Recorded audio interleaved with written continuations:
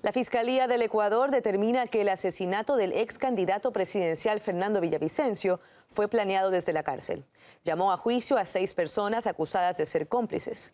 La audiencia continúa esta jornada. La banda criminal Los Lobos estaría detrás del crimen. Su fuerza parte principalmente de las armas que provienen del tráfico, especialmente de Estados Unidos.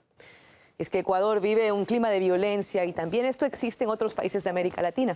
Vamos a conversar con Semyon Senderov y analizar cuáles son las fuentes de ingresos de estos grupos criminales. ¿Qué tal, Semyon? ¿Qué tal, Carla? Bueno, efectivamente, realmente son muchísimas las fuentes de ingresos, pero vamos a empezar por lo más peligroso, por así decirlo, y hablamos precisamente del tráfico de armas que tú venías adelantando.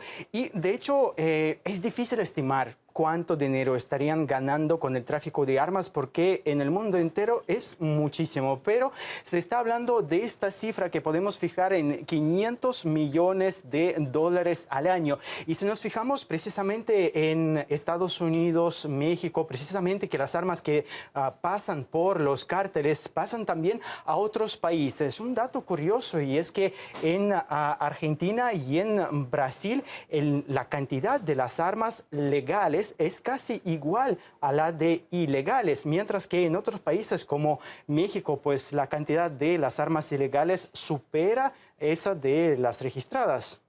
Un negocio muy lucrativo. Y cuéntanos más sobre otras fuentes, ya se diversifican ellos. Sí, es que hay otros tipos de negocios y algunos que incluso pueden causar la muerte, ¿no? Para los ciudadanos comunes y corrientes. Hablamos de los medicamentos, y es que se estima que en América Latina casi un tercio o un 30% de los medicamentos son falsificados. Esto puede costar la vida a los ciudadanos, pero seguramente le trae muchísimas ganancias que se estiman en 1.600 millones de dólares cada año para todos esos criminales.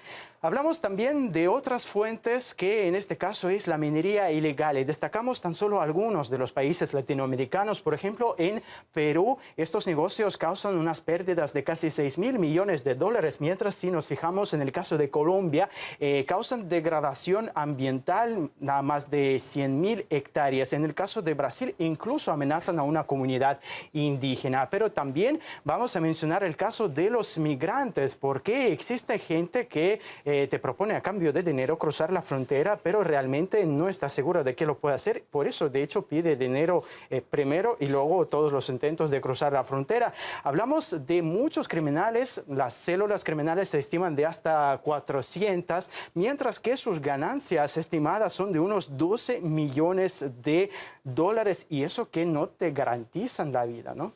Y también, Semyon, hay otros sectores que muchos no consideren que estén conectados con esos crímenes. Es que todo esto parecía una cima del iceberg, porque hay mucho más, y vamos a resumirlo en breve porque realmente va mucho más allá. Hablamos, por ejemplo, de los bienes reales, de los negocios tapadera, de los almacenes que abren precisamente para tapar todo este negocio ilícito, incluso de los aguacates ilegales. Y hay un caso curioso, y es que en Estados Unidos descubrieron el flujo ilegal del dinero porque se fijaron en las remesas que se enviaban a América Latina de los estados donde no hay tantos inmigrantes latinoamericanos. O sea, casi enviaban lo mismo que envían de los estados como Texas. Entonces se preguntaban de dónde viene tanto dinero, y pues descubrieron esa red ilegal.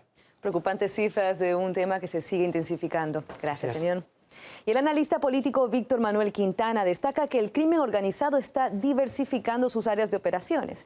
Además, denuncia la doble vara de medir de Estados Unidos, que exige que América Latina controle el flujo de drogas mientras la nación permite el tráfico de armas. Cada vez más el crimen organizado se está metiendo en la vida de las personas y de más personas. Esto hace necesario un combate frontal, pero con mucha estrategia y mucha inteligencia a él, porque más actividad de crimen organizado es más sufrimientos, más costos para las personas. Yo creo que Estados Unidos es muy responsable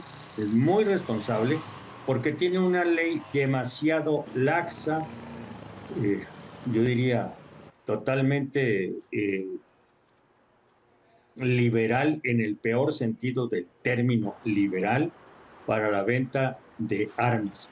Una ley que no pone el cuidado de las personas en primer lugar. Así como ellos insisten mucho en que América Latina debe cuidar más que no se envíe cocaína, heroína, fentanilo a los Estados Unidos, ellos deberían cuidar también que no se envíen tantos armas de fuego a América Latina, porque siguen siendo ellos el principal proveedor de armas de fuego para los grupos criminales.